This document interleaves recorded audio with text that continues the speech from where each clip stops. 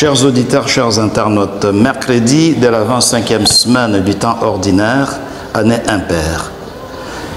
Luc 9, de 1 jusqu'à 6. C'est l'évangile d'aujourd'hui, un texte très intéressant. C'est l'envoi des disciples. Jésus les envoie pour annoncer la bonne nouvelle, pour annoncer le règne de Dieu, guérir les malades et puis expulser les démons. C'est ça la mission qu'ils ont reçue.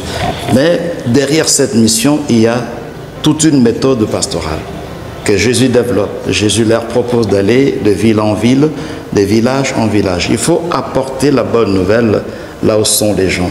Il ne faudrait pas que les gens viennent vers vous, il faut aller vers eux. C'est ce que le bienheureux Albérione, fondateur de la famille paulinienne, avait compris depuis le début du siècle passé, quand il a valorisé l'apostolat par les médias. Parce que grâce aux médias, la parole de Dieu arrive là où vous êtes.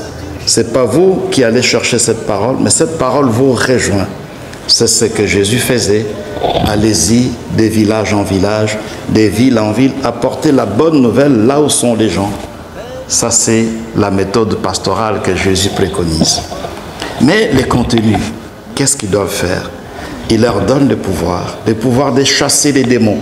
Donc, c'est la lutte contre les malins, lutte contre les mâles, lutte contre les diables. Aujourd'hui encore, l'évangélisation, c'est cela. C'est la lutte contre les mâles, les combats contre les antivaleurs. En fait, quand on dit le mal, les démons se cachent derrière les antivaleurs. C'est vrai, aujourd'hui, il y a des personnes qui ont des difficultés, qui sont peut-être possédées par des esprits mauvais, des personnes qui nécessiteraient, qui ont besoin de la délivrance, de l'exorcisme, il y en a, mais derrière les antivaleurs se cache Satan. Satan est très rusé.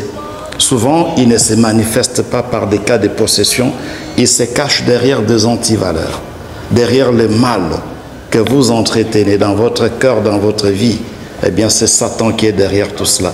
Voilà pourquoi aujourd'hui, quand on dit expulser les démons, il s'agit de combattre les antivaleurs, la corruption dans notre société et d'autres antivaleurs, division et tant d'autres antivaleurs. Il faut les combattre par l'évangélisation en proposant des valeurs aux gens. Jésus dit, il faut proclamer le règne de Dieu.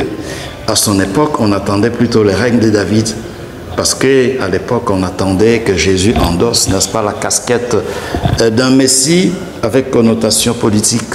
Un Messie qui pourrait régner politiquement et qui pourrait restaurer la dynastie, le royaume de David.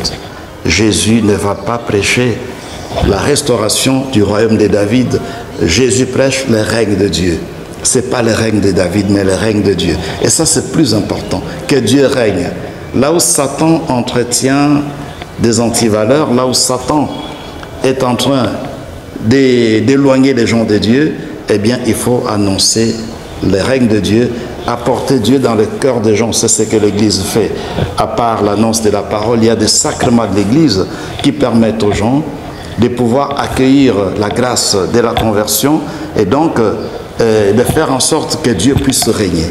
Et c'est ça, le grand défi pastoral que nous avons tous, c'est faire en sorte que Dieu règne, que les antivaleurs ne règnent pas, que l'esprit mondain, la mondanité spirituelle, comme disait le pape François, ne règne pas, mais que règne Dieu, que règne Dieu.